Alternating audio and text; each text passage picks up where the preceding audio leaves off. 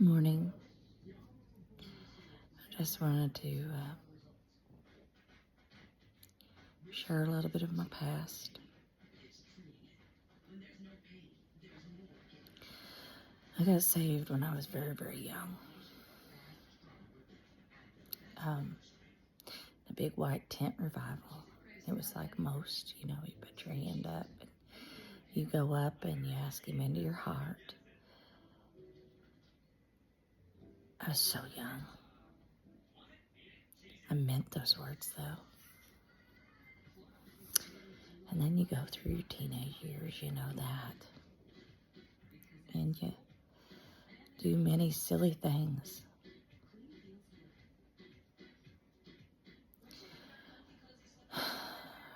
But my parents were very strict, very into church and making sure that we all behaved and worked hard. I worked like a young man most times in my life growing up with the gardening and things like that, because my mom and dad grew up not having hardly anything.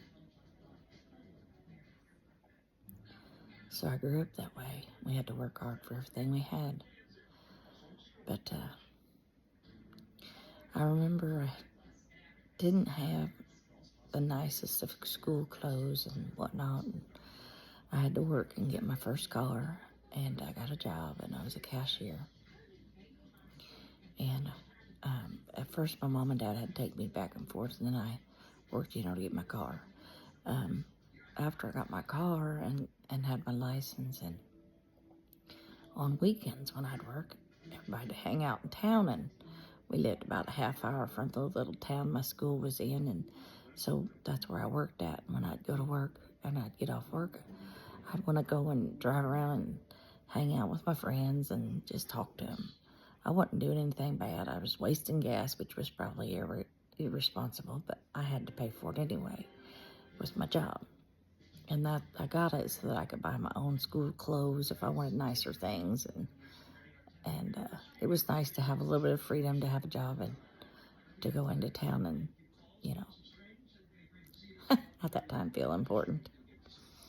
But anyway, my dad one night, he got home, and this was before cell phones was the thing. I graduated in 93, if that tells you anything. So anyway, my dad made a comment to me that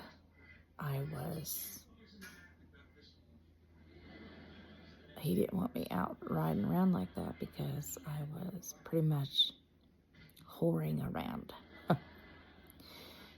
It cut to the bone. I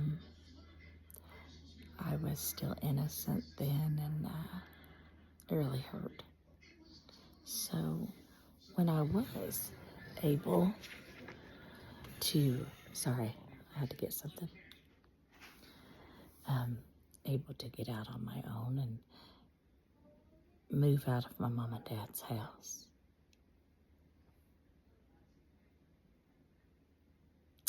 and I didn't have somebody over me,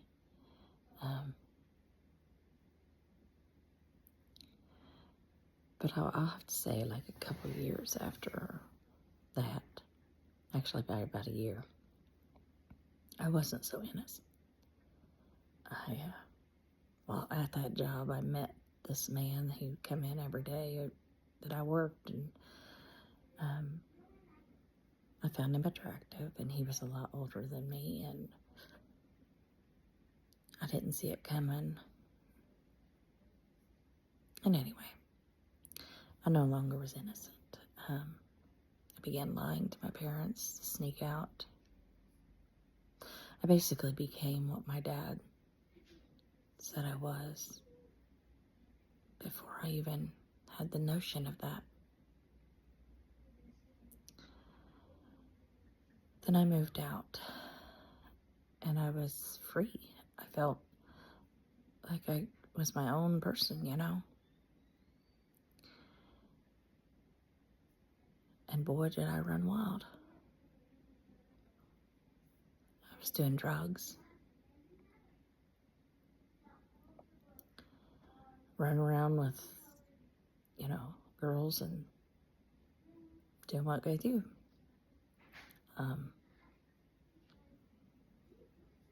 Then I moved back home for a while. Then another group of my friends from Terre Haute instead of Bloomington found me, and I moved to Terre Haute, and because it was hard at home, because after I had been all on my own, and then going back underneath Mom and Dad's roof and the rules, it was hard. I was just running wild. So I went to Terre Haute, and it was worse. Did harder drugs. I stole clothes, just running wild. But my mom, I came back a few times, and visited. And when I did, I went to church, and there was this young boy that came to my mom and dad's church, and I thought he was cute, and I was like, I'm going to marry that man someday. And at the time, he was engaged, and anyway, I didn't care. I said, I'm going to marry him. So I went back to Terre Haute. Well, I got worse and worse and worse, and my mom and dad called me and said that Billy had to move back to Clay City and that he was going to permanently be going to church every day. I was like, So, of course, I came home, and one thing led to another. And let's just say he never married that girl, and we're married today. Now let's go down the road many years. My daughter's just fresh out of high school.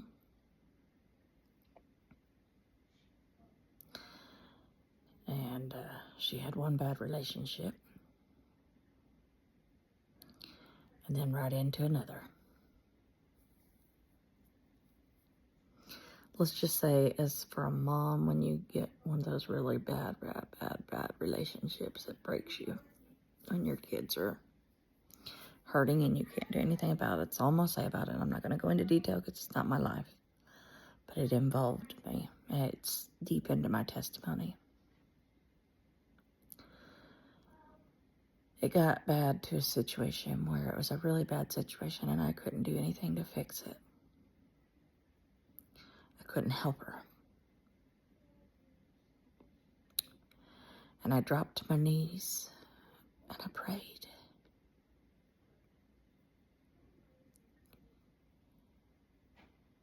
And from that moment, things changed for me.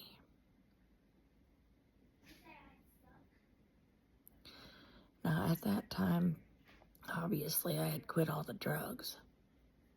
But I still smoked and I still drank. Talking about cigarettes, not the other stuff. I no longer smoke. I no longer drink.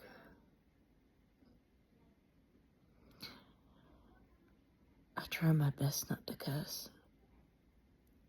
You might catch me say a bad word once every 4 or 5 months. It's not me. I guess I gotta include this because it's pretty important, but I think I'm gonna have to do another part.